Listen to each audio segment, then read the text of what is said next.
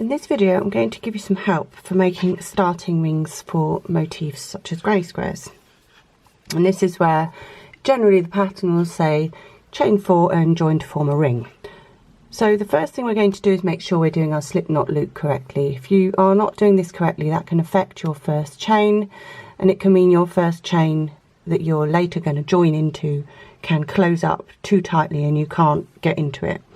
So a reminder of the direction of a slip knot loop. You have the tail end at the front of your fingers like this. This is obviously just one way of doing it.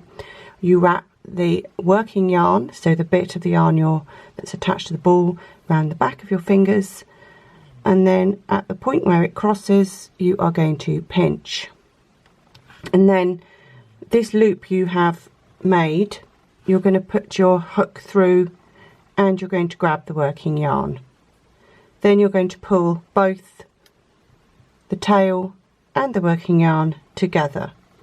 And by the right way round, I mean that when you pull the working yarn, it should pull the tail, it should pull the loop tight. Okay, so that's the first thing. Make sure you have made your slip knot loop correctly so that you're not inadvertently making something that's going to make this first loop too tight. For example, if you've done it the wrong way around and pulling the tail makes it tight, it means that as you're making your chain 4, you are tightening up that very first chain, which we're moving on to step 2 now. So step 2, tip number 2, is this very first loop on your hook. This is what forms the first chain. So I would recommend having it ever so slightly bigger than the size of the hook. So don't have it completely true to hook size, which means the exactly fitting snugly on the hook. Have it just a little bit open like that. Obviously don't have it ginormous like this, because then you also have a similar problem of not being able to tell where you're going. But that first loop on your hook should be slightly bigger than the diameter of the hook, just to make your job a bit easier later. Next up, you're going to do chain 4, and again these chains need to be relatively neat. 1, 2, 3, 4. Not too tight and not too loose. If you do them too tight, your ring will be very small, and if you do them too loose, it's very difficult to see where you're going, and when you're working into the ring you will end up catching bits of the chain and messing everything up. Okay, so now we're moving on to so that's step number 3, I suppose. Don't make your chains too tight and don't make them too loose. Tip number 4 is make sure you're going into this first chain correctly. Okay, so I tend to go into the very first chain from right to left like this.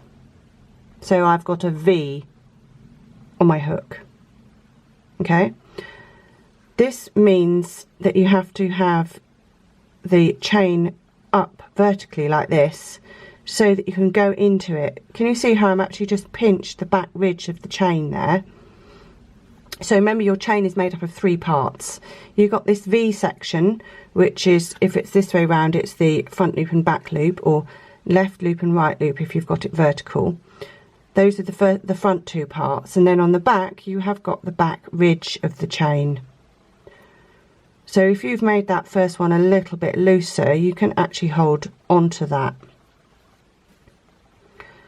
And then when you go into that chain, avoid just picking up one loop.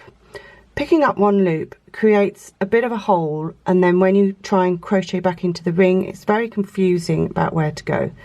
So my top tip is always, you've got your knot, make sure the chain is facing you and you can see the V before you proceed, and then you're popping your hook from right to left into that V.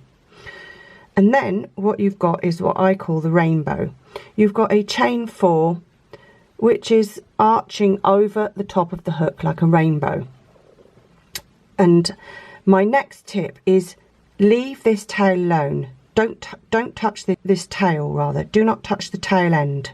From now on you are only holding your chain 4 that you've made. So this tiny chain that you've made, Start with a rainbow.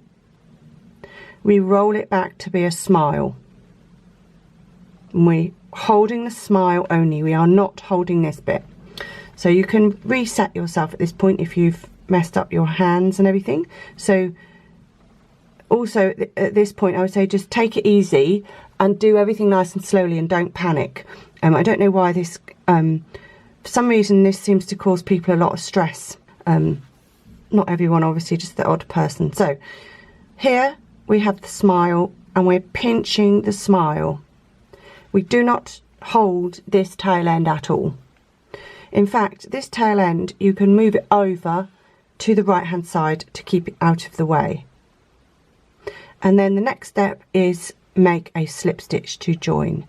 So can you see how as I'm pinching this, I can actually feel the skin from the pad of my middle finger and the pad of my thumb. I can feel it touching. So that when I do my slip stitch, so you're going to grab the yarn and you're going to put it through the chain on the hook and through the loop on the hook.